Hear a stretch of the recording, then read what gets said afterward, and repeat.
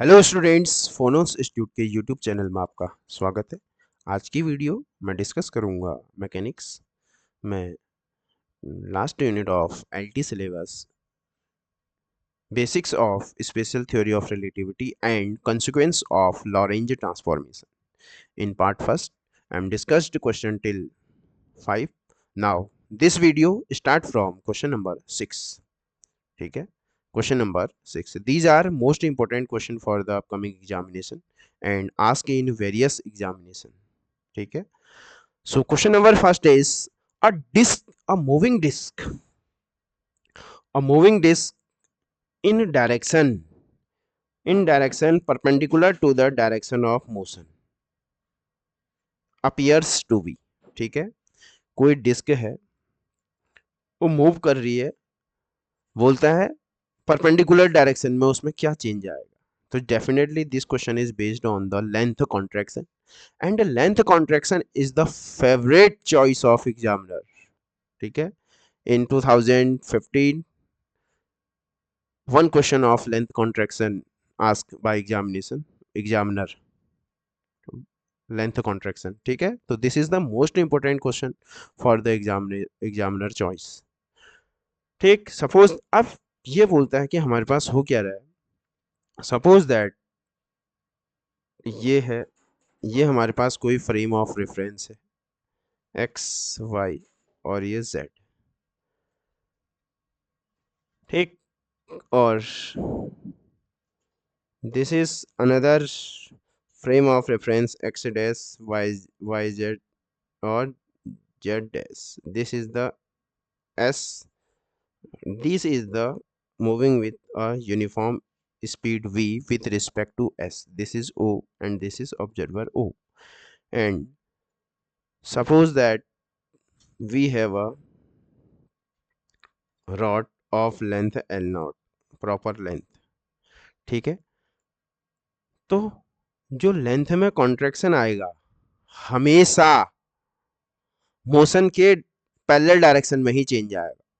और this contracted length is given by L equal to L not under root 1 minus V square by ये C square. ठीक है ना, L is the contracted length seen by observer O sitting on the S frame S dash. ठीक है, L is the S dash observe by S dash, L naught is the length observe by frame S. ठीक है ना, तो motion जो length में contraction आएगा it will always parallel to the direction of motion. Parallel to the direction of motion में ही क्या आएगा, contraction आएगा. और this is contraction is given by L equal to L naught under root 1 minus V square by C square. और इधर क्या हो रहा है हमारे पास, इस क्वेश्चन में कुछ इस तरीके का है हमारे पास. अगर मोशन ऐसा हो रहा है तो हमसे ये डिस्क है, इस डिस्क का परपेंडिकुलर डायरेक्शन में चेंज देख रहा है. तो no change in perpendicular direction. ठीक है, no change in perpendicular direction, क्योंकि देखो अगर एक्स डायरेक्शन में मोशन हो रहा होगा तो एक्स में ही क्या आता है, चेंज आता है, X minus X dash 1 under root 1 minus V square by C square. ठीक है, और वाई डैश में नहीं, वाई डैश में कोई चेंज नहीं, जेड डैश में भी क्या होगा, कोई चेंज नहीं आता है. ठीक है, तो मोशन कहाँ हो रहा है, एक्स डायरेक्शन में हो रहा है. तो जो कॉन्ट्रैक्शन ऑफ लेंथ होगा वो भी एक्स डायरेक्शन में ही आएगा. तो हमसे कहाँ पूछा है, perpendicular to the direction of motion. तो perpendicular to the direction of motion में क्या होगा, ये जो ऑब्जर्वर है ओ, इसको जो मूविंग डिस्क है वो कैसी दिखाई देगी, डिस्क ही दिखाई देगी. कैसी दिखाई देगी, डिस्क ही दिखाई देगी. ठीक है, a moving disc in a direction perpendicular to the direction of motion appear to be disc. Perpendicular direction में देखेंगे तो no change in the length of disk. So correct answer of this question is length. Clear? Now moving on, most important choice for the examiner, length contraction. Now question number 7. Question number 7 is most important question. Definitely this question is direct reflect on your LT examination. Direct. So this is the most important question for the upcoming examination, point of upcoming examination. Question is that volume find out करना है हमको. Volume of cube of edge length 1 metre. ठीक है, हमारे पास क्या है, this is the cube, ये कोई क्यूब है हमारे पास, this is the X axis, ठीक है, this is the Z axis and this is the Y axis, और इसका ये कितना दे रखा है, 1 मीटर दे रखा है, और वन डायमेंशन सपोज दैट मैं कह रहा हूँ कि ये एक्स एक्सिस में ही मूव कर रहा है। ठीक है, ये कहाँ को मूव कर रहा है, एक्स डायरेक्शन में ही क्या हो रहा है, मोशन हो रहा है। ठीक है, तो अब हमको क्या फाइंड आउट करना है, वॉल्यूम फाइंड आउट करना है। ठीक है, तो generally this is also based on the question of length contraction.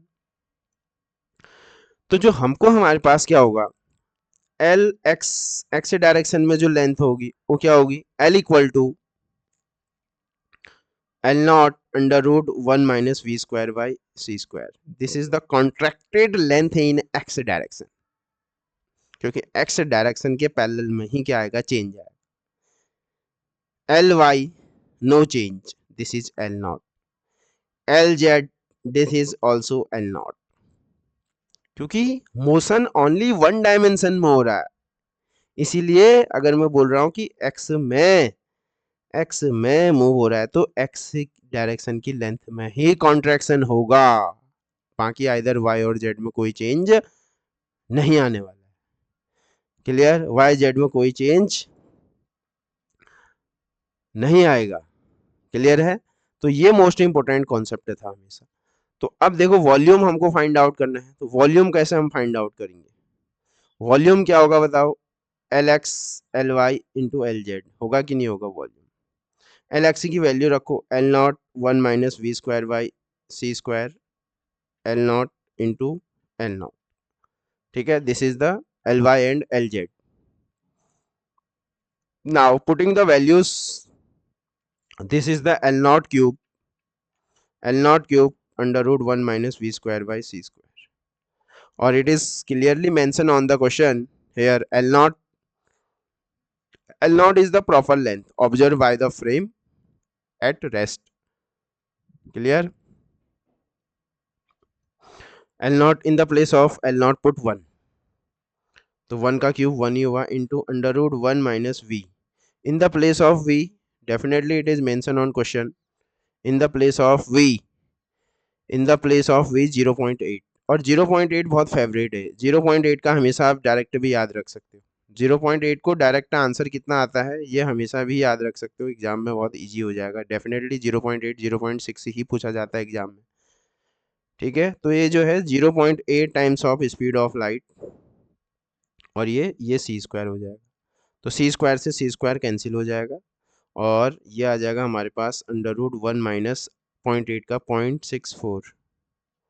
0.64, ठीक है, तो 1.00 में से 0.64 करेंगे तो ये कितना आ जाएगा 6.3, हमेशा याद रखो इसको, ये कितना आएगा 0.36 आ जाएगा, है ना, 0.36, तो 0.36 का रूट कितना आ जाएगा, ये आ जाएगा 0.6 आ जाएगा, ठीक है, तो ये 0.6 मीटर क्यूब आ जाएगा, ये क्या आ जाएगा, वॉल्यूम आ जाएगा 0.6 मीटर क्यूब। ठीक है, क्लियर, तो this is most important question for the upcoming examination, 0.6 metre cube, here we find out the volume, तो unit is metre cube, metre cube. ठीक है, तो कॉन्सेप्ट समझना बहुत इंपॉर्टेंट है बेटे, कॉन्सेप्ट समझना बहुत इंपॉर्टेंट है, so the correct answer of this question is present on option B, that is 0.6 metre cube, 0.6 metre cube. Now moving on question number 8, question number 8 is most important question which is asked in lab assistant, ठीक है, lab assistant 2023 में ही पूछा गया है, and also UP PCS pre 2008 after 2007।